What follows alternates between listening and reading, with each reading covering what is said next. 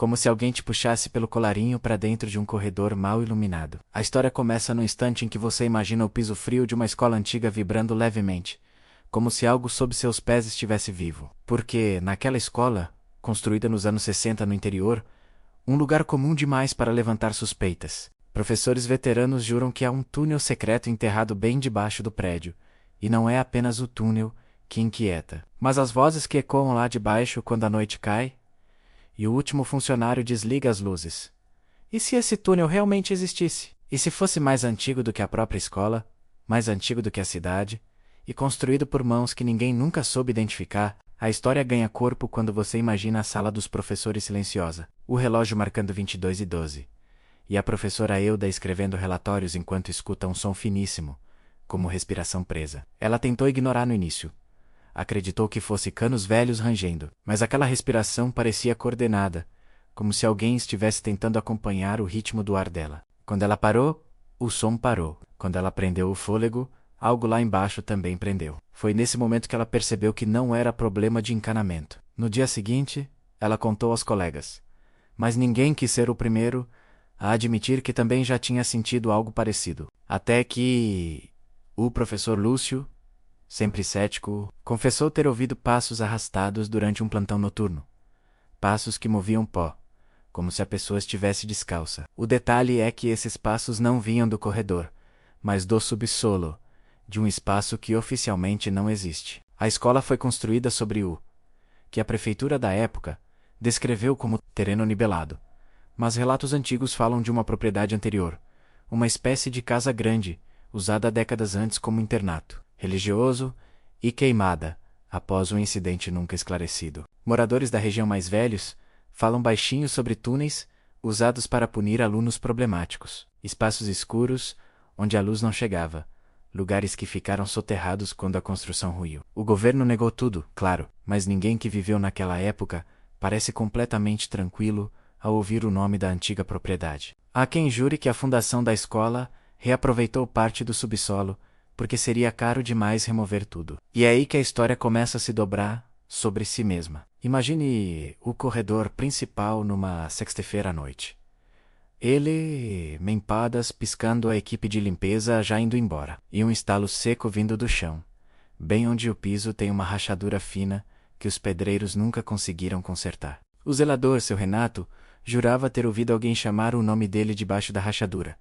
Uma voz abafada, rouca e lenta. Ele colocou o ouvido no chão uma vez menos, só uma vez menos, e nunca mais tocou naquele ponto. Mas conta que sentiu calor subindo das frestas, como se o túnel estivesse vivo, respirando. Quando questionado, ele sempre dizia que era imaginação, mas ninguém acreditava, porque era visível que ele tremia só de mencionar o assunto. A diretora chegou a chamar engenheiros para avaliar o subsolo, mas todos diziam a mesma coisa. Não há nada estruturado ali, só que havia algo estranho. Sempre que tentavam perfurar para exames mais profundos, os equipamentos falhavam, como se houvesse interferência. Máquinas desligavam, sensores travavam, e mesmo os mais experientes se recusavam a continuar, depois que um dos técnicos voltou para a superfície, dizendo ter ouvido uma voz nítida, pronunciando uma palavra que soou como fica. Imagine agora que você está caminhando sozinho por essa escola vazia, já tarde, quando começa a ouvir um murmúrio baixinho, como pessoas conversando atrás de uma parede. Você tenta encostar a mão no azulejo e sente uma vibração fraca. O murmúrio aumenta, vira sussurro. Depois vira algo parecido com choro, mas muito mais baixo do que um ser humano faria. E enquanto você tenta entender se está ouvindo algo real ou apenas sua mente te pregando uma peça, uma frase brota do nada, cortando o silêncio como uma lâmina. Abre. Ah! Professora. Euda diz que essa foi exatamente a palavra que ouviu antes de decidir nunca mais corrigir prova sozinha à noite. O professor Lúcio, que afirmava ser cético, pediu transferência no meio do semestre, sem dar explicações. Seu Renato aposentou meses antes do previsto. E, ainda assim, ninguém conseguiu explicar por que a escola inteira parece reagir de forma estranha sempre que alguém menciona o subsolo. As salas onde a luz falha, toda vez que uma história sobre o túnel é contada a portas que abrem sozinhas durante reuniões. E há alunos que juram ouvir batidas fracas quando o pátio fica completamente silencioso. A teoria mais antiga, menos a que ninguém gosta de repetir, fala de crianças desaparecidas do antigo internato, supostamente trancadas em túneis abaixo do prédio religioso, punidas de forma tão severa que nem as autoridades da época quiseram investigar. O fogo que destruiu o internato teria sido uma tentativa de apagar tudo, mas a cidade cresceu por cima dos escombros. E o que foi soterrado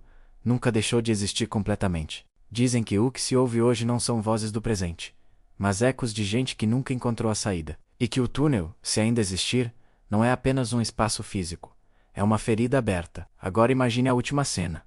Uma noite fria, a escola silenciosa, o relógio marcando 3h17, e um alarme disparando sozinho, no corredor principal. Câmeras mostram apenas sombras movendo-se perto do chão, como se algo rastejasse sob o piso. Ninguém consegue explicar.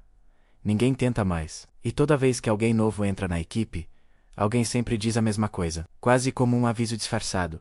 Se ouvir vozes, não responda. Porque se o túnel realmente existe, e se as vozes continuam chamando, então talvez não seja apenas porque querem ser ouvidas. Talvez estejam esperando alguém que finalmente abra o caminho de volta.